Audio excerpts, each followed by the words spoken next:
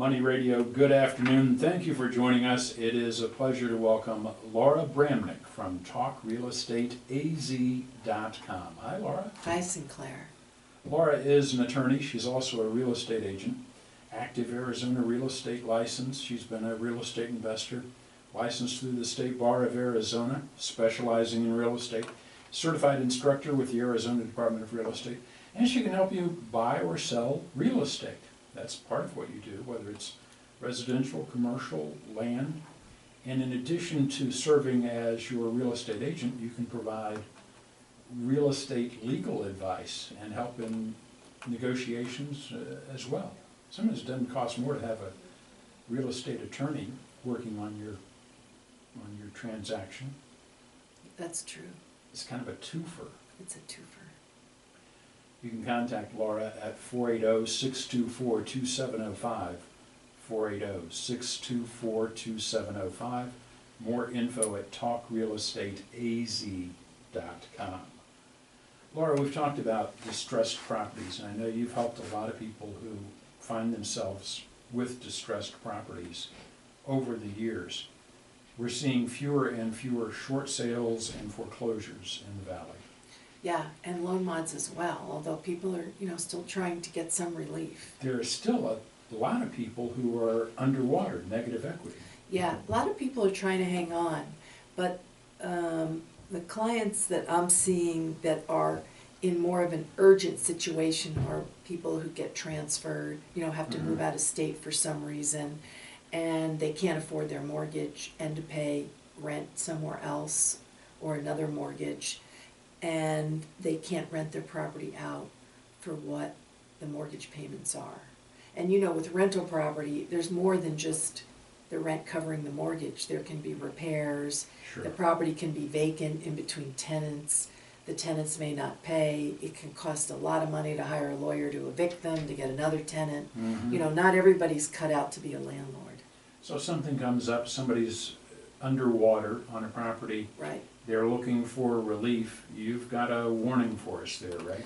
Yeah, there are companies out there that promise mortgage relief, and it does sound good on paper. It sounds good because they say, look, we'll take over all the carrying costs of your property. We'll pay the mortgage, we'll pay the taxes, the insurance, the repairs. In exchange, you have to sign your property over to us. So you have to transfer the title to us. But even though we say we're going to pay your mortgage, your name still remains on the mortgage. Well, right there's a problem. Yeah, and the reason is that you can't just assign somebody to pay your mortgage. Your mortgage company can always look to you to pay them. Unless and until you refinance. That's the only way that you can get off your mortgage. Your mortgage company won't voluntarily just let somebody else take it over unless they qualify. And so this company says, no, we don't do that. These companies, we don't do that. We'll put in writing that we'll make your mortgage payment and pay the carrying charges, and that also that we could sell the property if we want to. But also, you can't just sign the title over to us because that triggers a due on sale clause, which is a violation of your mortgage. So I'm guessing they set up some sort of a trust? They set up a trust, and so you transfer it to a trust, and the company that you sign the title over to, they have someone that manages it, that works with them. And that all can be very smooth if everything that they say they're going to do, they actually do. Yeah, I can understand the appeal for someone who's facing the possibility of a short sale or a foreclosure. Right. But as you say, everything would have to go just exactly so, and it doesn't sound like there are safeguards built in. That's correct, because it's not like you can just say, okay, if you breach this, I get title to my property back. If the documents had said that, it would be easier, because then you wouldn't necessarily have to go to court to get your property back. But what happens is the companies that do this, is my best guess is that they put a tenant in there, pay the carrying charges, wait until the value increases, and then they can eventually make money. Mhm. And they can probably make some money on the tenant being in there as well. So, but what if they don't make your mortgage payments? Yeah, what if something goes wrong? If something goes wrong, now you don't have the property anymore because you've transferred it legally to a trust that's operated by a mortgage relief company. You've transferred title, you still have a mortgage though. Yeah, you still have a mortgage, and if you're in a state, because these companies operate everywhere, Mhm. if you're in a state that is a recourse state, meaning they can come after you, you can be sued. Your property can be foreclosed, and you can be sued for the difference. And so what do you do? What do you do? If you've already signed the documents, then you have to try to undo them, which means you have to hire a lawyer, most likely, Mhm. and first the lawyer will send a demand letter, and if the company doesn't respond, then they have to file a lawsuit for breach of contract and request to transfer the property back.